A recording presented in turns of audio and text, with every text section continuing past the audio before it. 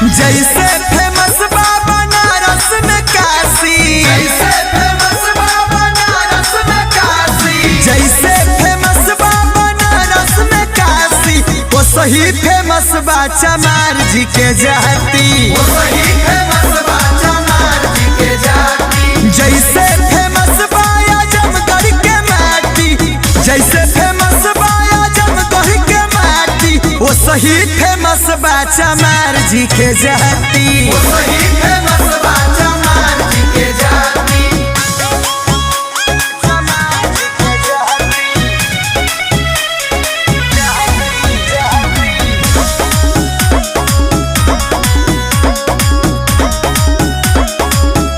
पूरा दुनिया के दिल पे हो राज करता, सब बहुजन के लोगवा हो नाज करता।